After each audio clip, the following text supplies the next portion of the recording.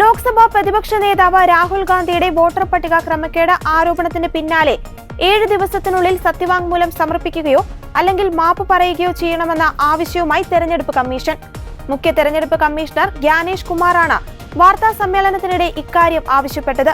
മൂന്നാമതൊരു വഴിയില്ലെന്നും 7 ദിവസത്തിനകം സത്യവാങ്മൂലം ലഭിച്ചില്ലെങ്കിൽ ഉന്നയിക്കപ്പെട്ട ആരോപണങ്ങൾ അടിസ്ഥാനരഹിതമാണെന്ന് കണക്കാക്കപ്പെടുമെന്നും അദ്ദേഹം കൂട്ടിച്ചേർത്തു.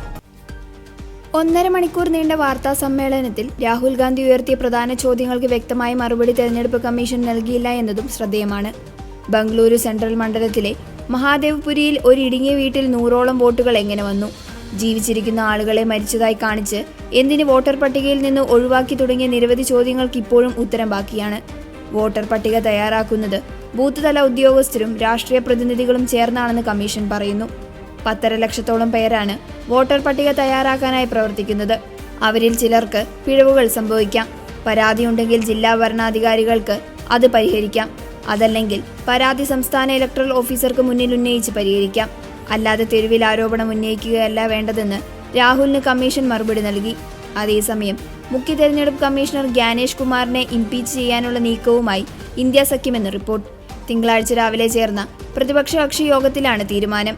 തിരഞ്ഞെടുപ്പ് കമ്മീഷണറെ ഇംപീച്ച് ചെയ്യാനുള്ള നടപടികളിലേക്ക് നീങ്ങാനാണ് ഇന്ത്യ സഖ്യം തീരുമാനിച്ചിട്ടുള്ളത്. ഇതിന്റെ പ്രാരംഭ ചർച്ചകൾ നടന്നു. തുടർ നടപടി തേടി പ്രതിപക്ഷം പാർലമെന്റിൽ നോട്ടീസ് നൽകും. എന്നാൽ ഇംപീച്ച്മെന്റ് നടപടികൾക്കായി ലോക്സഭയിലും രാജ്യസഭയിലും 3/2 ഭൂരിപക്ഷത്തോടെ പ്രമേയം പാസ്സാകണം. രാഷ്ട്രപതിക്ക് തെരഞ്ഞെടുപ്പ് കമ്മീഷനെ നീക്കം ചെയ്യുന്ന കാര്യത്തിൽ യാതൊരുവിധ അധികാരവുമില്ല. സഭകളാണ് ഇക്കാര്യത്തിൽ തീരുമാനമെടുക്കേണ്ടത്. ബീഹാറിലെ തെരഞ്ഞെടുപ്പ് ക്രമക്കേട് ഉൾപ്പെടെ ഉയർത്തിക്കാട്ടിയാണ് നോട്ടീസ് നൽകാനുള്ള നീക്കത്തിലേക്ക് പ്രതിപക്ഷം നീങ്ങുന്നത്. പ്രമേയം പാസ്സാകാൻ 3/2 ഭൂരിപക്ഷം വേണമെന്നിരിക്കെ അത്രയും അംഗങ്ങൾ ഇന്ത്യ സഖ്യത്തിൽ ഇല്ലാത്തത് പ്രതികൂലമായി മാറാനാണ് സാധ്യതയെന്നും വിലയിരുത്തപ്പെടുന്നുണ്ട്. ഓഗസ്റ്റ് 7-നാണ് കഴിഞ്ഞ ലോക്സഭാ തെരഞ്ഞെടുപ്പിലും മഹാരാഷ്ട്ര ഹരിയാന നിയമസഭാ തെരഞ്ഞെടുപ്പിലും വൻതോതിൽ കൃത്രിമം നടന്നുവെന്ന ഗുരുതര ആരോപണവുമായി ലോക്സഭാ പ്രതിപക്ഷ നേതാവ് രാഹുൽ ഗാന്ധി തെളിവുകൾ നിരത്തി രംഗത്തെത്തിയത്. വ്യാജവിലാസങ്ങളിൽ വൻതോതിൽ വോട്ടർമാർ, ഒരേ വിലാസത്തിൽ നിരവധി വോട്ടർമാർ, ഒരാൾക്ക് 3 സംസ്ഥാനത്ത് വരെ വോട്ട് എന്നിങ്ങനെയുള്ള ആരോപണങ്ങൾക്ക് ആധാരമായ വോട്ടർ പട്ടികയും വിലാസങ്ങളിലെ പൊരുത്തക്കേടുകളും നിരത്തുന്ന തെളിവുകളും രാഹുൽ ഗാന്ധി വാർത്താ സമ്മേളനത്തിൽ വീഡിയോ വാളിൽ പ്രദർശിപ്പിച്ചിരുന്നു. ബംഗളൂരു സെൻട്രൽ ലോക്സഭാ സീറ്റിലെ മഹാദേവ്പുര ലോക്സഭാ മണ്ഡലത്തിൽ വൻതോതിലുള്ള വോട്ട് മോഷണം നടന്നതായി രാഹുൽ ആരോപിച്ചു. ബംഗളൂരു സെൻട്രലിലെ 7 നിയമസഭാ മണ്ഡലങ്ങളിൽ മഹാദേവ്പുര ഒഴിച്ച് 6 വോട്ടുകളിൽ കോൺഗ്രസിന് 85,000 വോട്ട് ലീഡുണ്ടായിരുന്നു. എന്നാൽ മഹാദേവ്പുരയിലെ മാത്രം വോട്ട് കൂട്ടിയപ്പോൾ 35,000 വോട്ടിന് BJP സ്ഥാനാർത്ഥി ജയിച്ചു. മഹാദേവ്പുര നിയമസഭാ മണ്ഡലത്തിലെ 6.5 ലക്ഷം വോട്ടുകളിൽ 1 ലക്ഷത്തിലധികം വോട്ടുകൾ വ്യാജമാണെന്നും രാഹുൽ ആരോപിച്ചു. രാജ്യത്തെ തെരഞ്ഞെടുപ്പുകളിൽ കൃത്രിമം കാണിക്കാൻ തെരഞ്ഞെടുപ്പ് കമ്മീഷൻ BJPയുമായി ഒത്തുകളിച്ചുവെന്നും അദ്ദേഹം ആരോപിച്ചു.